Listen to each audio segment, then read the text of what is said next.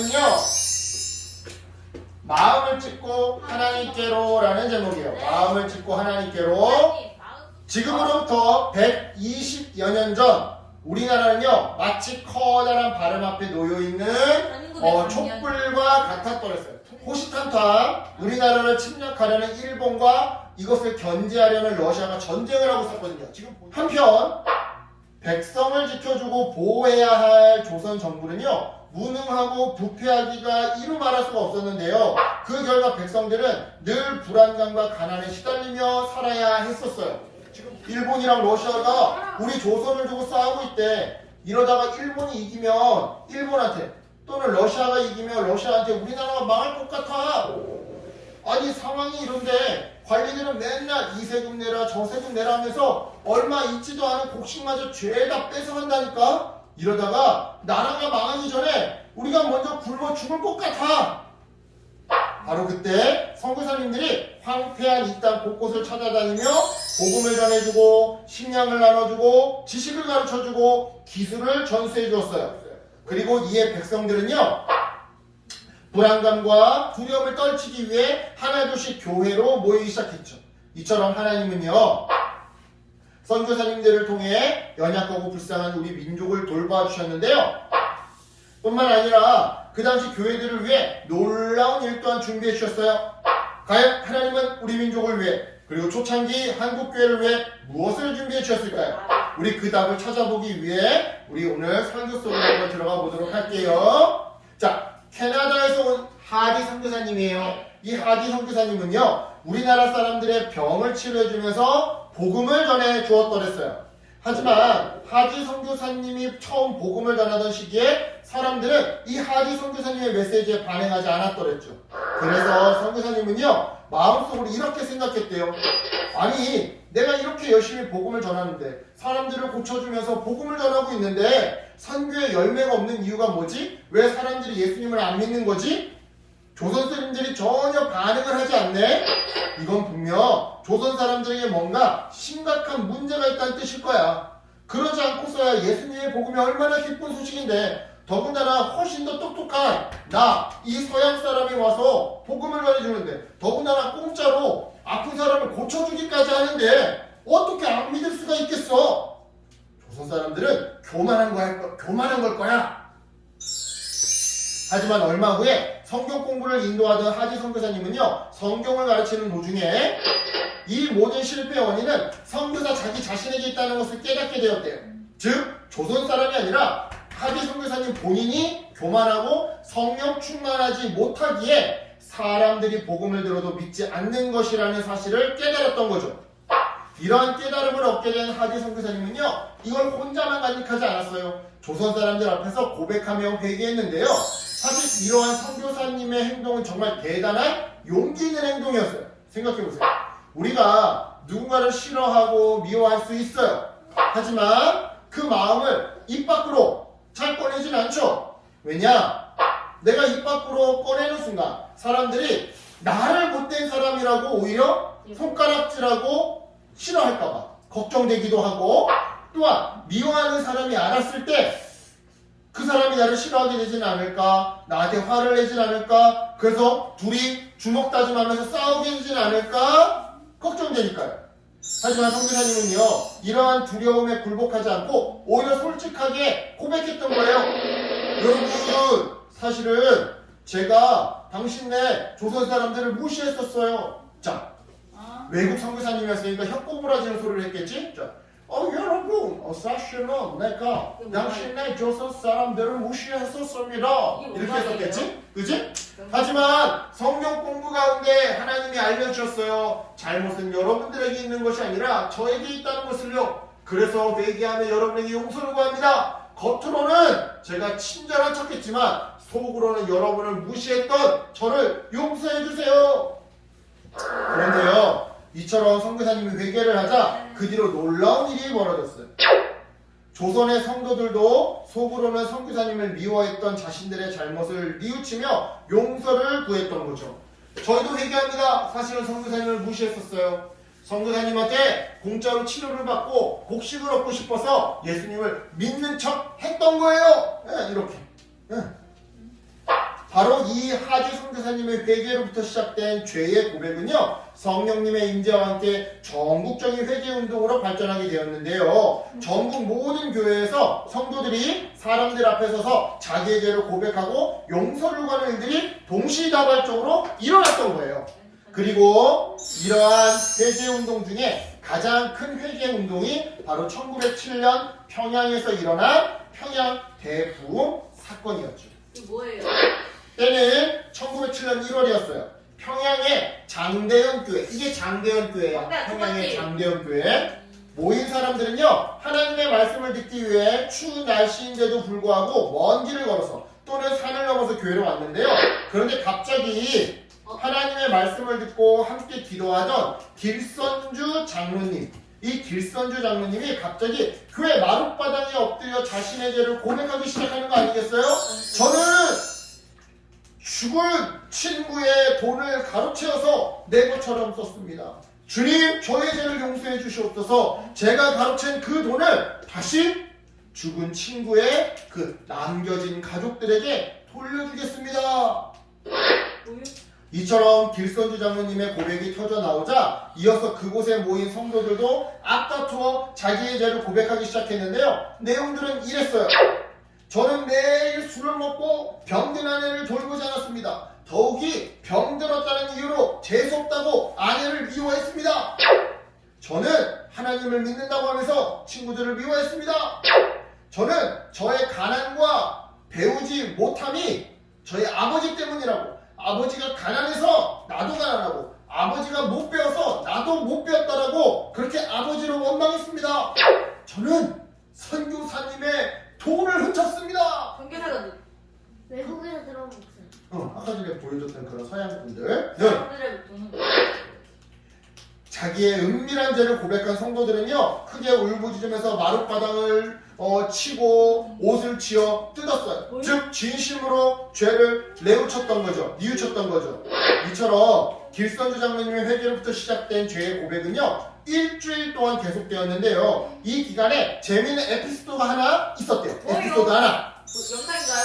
하루는 교회 사람이 아닌 그냥 동네 사람이 교회 옆을 지나가고 있었대요. 뭐야 저거? 그런데 교회 안에서 어떤 사람들이 모여서 자기들의 막 범죄를 막 고백하더라는 거예요. 그래서 이 사람이 이건 분명 범죄자들이 모여서 자기 범죄를 으스대면서 자랑하고 있는 게 틀림없다라고 생각했던 거예요. 이렇게 오해를 하고서는 경찰에 신고를 했다라는 거 아니겠어요? 응. 왜요? 범죄자들이 모여있으니까 잡아가라고. 신고했다는 거 아니겠어요? 여기 범죄자가 있으니까 잡아가라고. 그래서 신고를 받은 경찰이 죄인을 잡으러 이 장대현 교회에 직접 왔대요. 왔는데 글쎄 죄인을 잡기는커녕 회개운동에 감동을 받은 이 경찰들이 자기들도 죄를 회개하고 예수님을 믿게 되었던 거죠. 이처럼 잠깐 방문했던 경찰들도 죄를 고백하고 예수님을 영접할 만큼 이 기간 평양 장대현 교회 성도들은요, 성령을 받고 전인격적으로 변화되었는데요.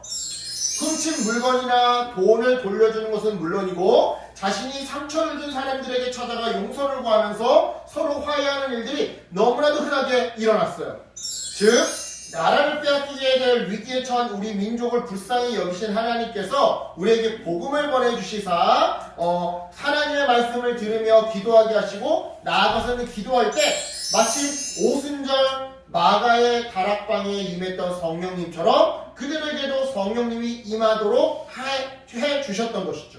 그 결과 성령 충만을 받은 사람들은요, 자신의 죄가 무엇인지를 분명히 알게 되었고요, 깨닫게 되었고요. 그리고는 하나님과 사람들 앞에서 철저하게 자기의 죄를 고백하고 용서를 구하면서 그렇게 서로를 용서하고 화해하는 하나님 나라를 경험하게 하셨던 건데요.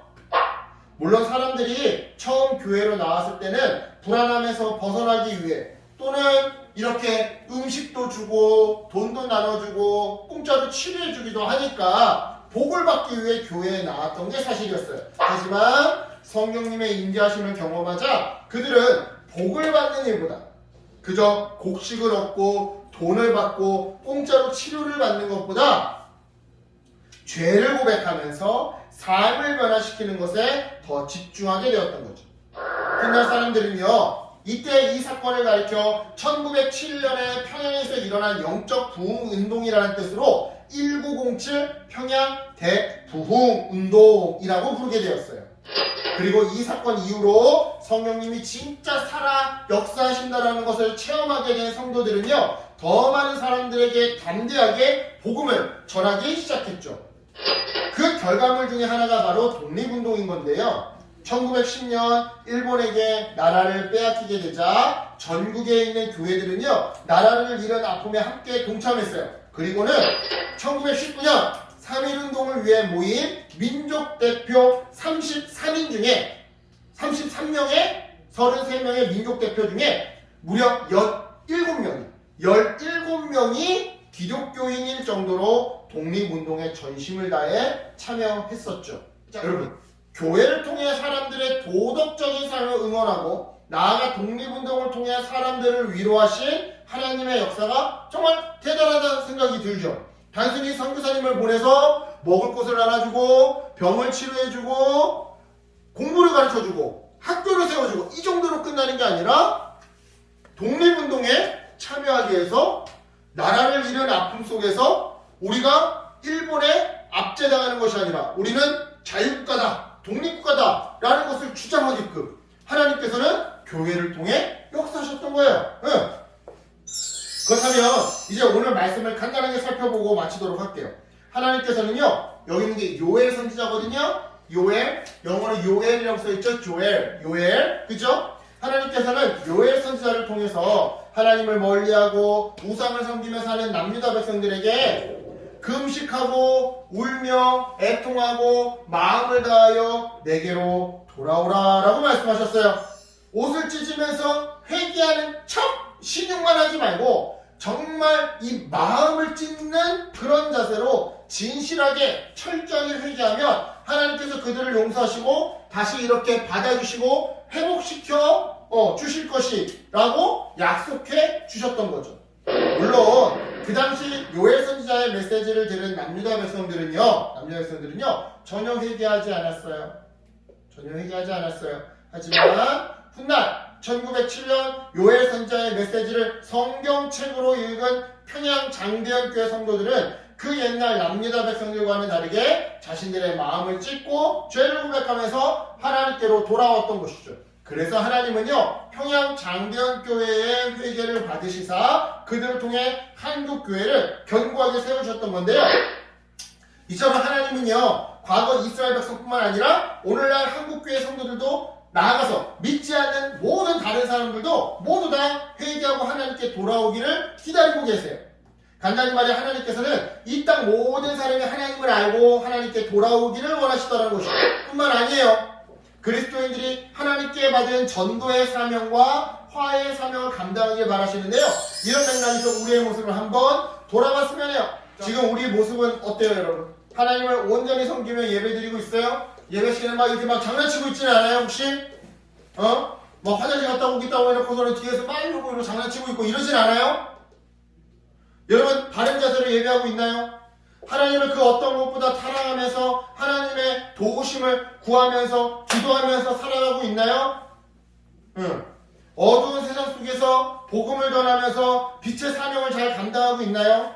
하나님께서는요, 하나님을 믿는 우리를요, 교회로 부르셨어요. 그리고 단순히 부르고 끝내시는 게 아니라 교회인 우리가 복음으로 새롭게 되어서 세상에 하나님 사랑을 전하는 사명을 감당하기를 원하세요. 하지만 그것은 우리의 힘으로 되는 게 아니에요. 먼저 하나님 앞에 회개하며 성령님의 도우심을 구해야 해요. 왜냐? 그리할 때 옛날 장대현교회에 임했던 성령님의 그 신비한 능력이, 역사가 우연히 찾아오 경찰관까지 변화시켰던 성령님의 그 역사가 우리에게도 일어나게 되는 거니까요. 그죠? 네. 따라서 여러분, 오늘 말씀을 기억하면서 날마다 우리의 잘못을 회개하고 성령님의 도우심을 입는 여러분들이 되었으면 좋겠어요. 여러분, 회개할 때 성령님은 여러분에게 강하게 역사하세요. 강하게 임하시고 여러분에게 그런 용기 없는 마음을 용기 있게 해주시고 여러분의 부족한 지혜와 능력을 채워주세요. 진짜로. 그래서 여러분, 이 성령님을 통해서 여러분의 회개 기도와 그때 임하시는 성령님의 역사를 통해 서로 싸우고 미워하는 사람들이 화해하는 화목한 세상을 만드는 그런 어린이가 되기를 예수님의 이름으로 축복합니다. 아멘. 기도할게요.